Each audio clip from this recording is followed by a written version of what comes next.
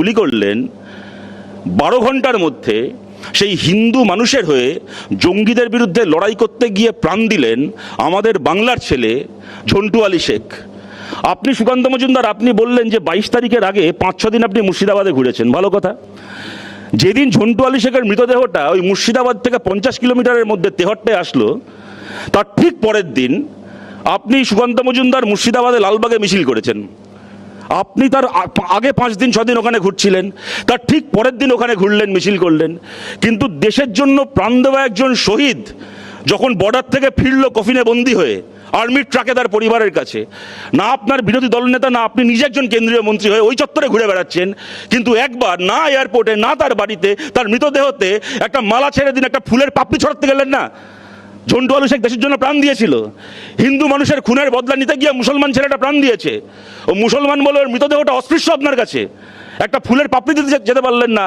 আপনি এখানে বসে পাল্টার গল্প শোনাচ্ছেন, পাল্টাটা আপনি কাকে দেবেন?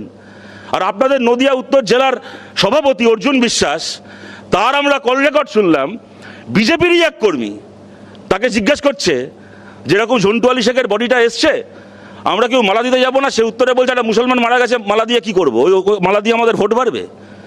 আপনারা পাল্টা দেবেন, এই আপনাদের পাল্টা দেওয়া হচ্ছে। আপনারা পুলওয়ামার পরে কি পাল্টা দিয়েছিলেন? সার্জিক্যাল স্ট্রাইক হয়েছিল, প্রধানমন্ত্রী জানিয়েছিলেন, খুব ভালো কথা। এই প্রশ্ন আমরা করিনি।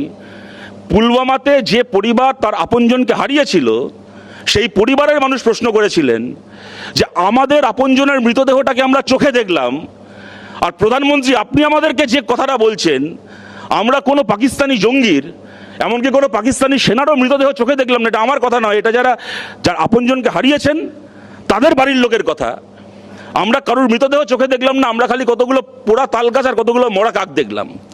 আপনি এখানে দাঁড়িয়ে বলে যাচ্ছেন হবে হবে হবে, নিশ্চয়ই হোক। আমি আবার বলছি, আমাদের এই আলোচনার চলাকালীন যদি খবর আসে যে সেই জঙ্গিরা এবং তাদের মদতদাতারা খালি সেই 4 জন জঙ্গি নয়, তার যারা যারা তার পেছনে আছে, পাকিস্তানে হোক, হ্যাঁ ভারতের মধ্যে বসেও কোনো লোক যদি ওদেরকে মদত দিয়ে থাকে, তারা প্রত্যেকে নিজের কৃতকর্মের শাস্তি পেয়েছে, আমরা প্রত্যেকে এখানে খুশি হব, আমরা চাই সেটা হোক।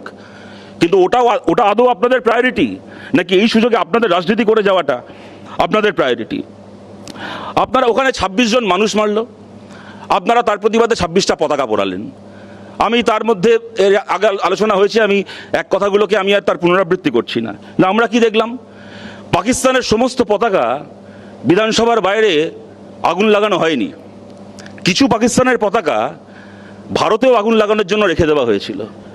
আজকে দুপুরবেলা বনগাঁর পুলিশ, তাদের মাধ্যমে আমরা জানতে পারলাম, তারা জানালেন 2 বিজেপি কর্মী এবং তারা কি সনাতনী ঐক্য মঞ্চ বলে কোন একটা মঞ্চের সদস্য,